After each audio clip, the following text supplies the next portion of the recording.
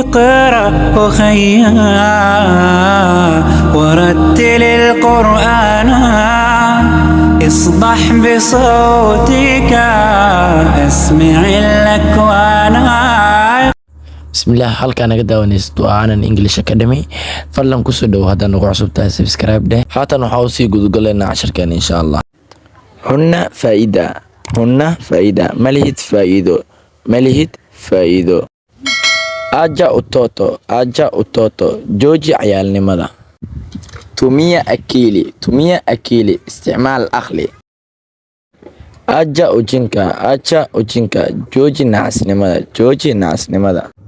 usini shika ha iqabanin.